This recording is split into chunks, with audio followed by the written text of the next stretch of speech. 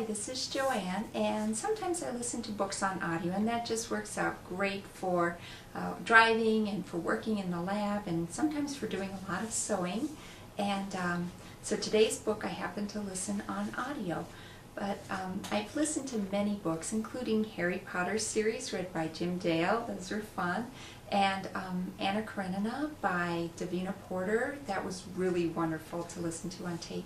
I also listened to my most favorite science book ever on audio, fully unabridged, and it's this book. This is your bonus book for the day, Guns, Germs, and Steel by Jared Diamond. This book won a Pulitzer Prize, and it discusses human history and how living at the right latitude gave the Europeans a little bit of advantage in moving along in civilization.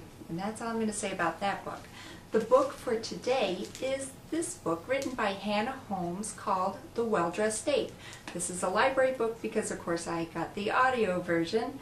And this book is written by a science writer. Hannah Holmes is a science writer who also wrote that lovely book, Suburban Safari, where she spent a year observing life and interactions of animals on the lawn. So, sometimes you can read these books, large reference books about animals.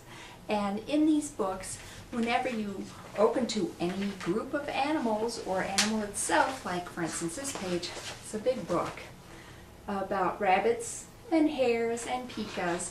On the page you're going to see descriptions of their anatomy, their territory, their predators, their feeding habits, and all of those things. And Hannah Holmes realized that there doesn't seem to be anything like that for humans. Of course, the title of her book is a little tip of the hat towards Desmond Morris, who wrote The Naked Ape back in the late 60s. But her book is obviously a lot more up-to-date and incredibly comprehensive.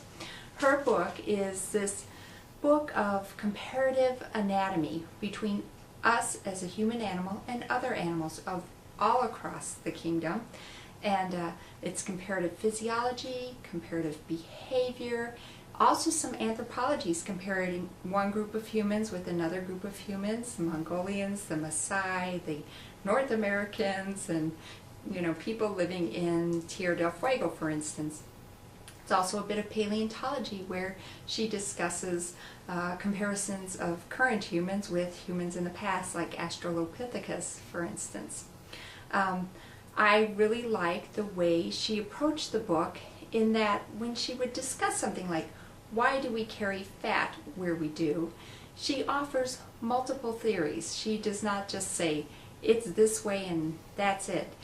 She says, well, one theory suggests this, another theory states this, yet another theorist ventures da-da-da-da-da. And in that way, I think it really shows the state of science, that we don't have all the answers, that a lot of things are still left up in the air, and a lot of it is just the best guess we have for now. I also like that in the book she discusses not just comparing us with other animals, but our actual relationship with other animals on the planet. And also how these relationships between other animals and our environment sort of apply evolutionary pressure. So why are we the way we are now? Well, perhaps it was because of this pressure applied many, many eons ago. So if you don't mind, I'm going to actually sort of just read out to you the table of contents, because this will help you understand what you're getting into. So she starts with a physical description of the human animal. And the way she does this is to stand naked in front of a mirror and tell us all about it in a slightly self-deprecating way, and definitely not X-rated. So then she goes on to the brain and our perceptive abilities. She talks about the range of the human animal and our territoriality. She discusses our diet, which we know is quite varied, and also reproduction, behavior. The fact that we communicate quite well is another chapter. She discusses predators, us as a predator and predators of us. And she also discussed the ecosystem impacts, and interestingly she had quite a few references to the amazing tool we have called a gun, so we're making this reference back to Jared Diamond's book. This book is long, and it is a long read or a very long listen. 300 pages of reading, 15 hours of listening, but it was funny and witty, and this woman has a way with words. She chooses words beautifully, and I don't know that I would have appreciated it as much if I had read it, you know, rather than listening to it.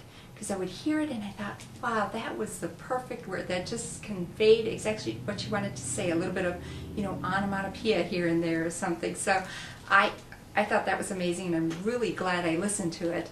That being said, I do have to pick up my own copy though, so I have it on my bookshelf. But highly recommending The Well Dressed Ape by Hannah Holmes. It'd make for a great biology class review. And thank you very much for listening. Bye.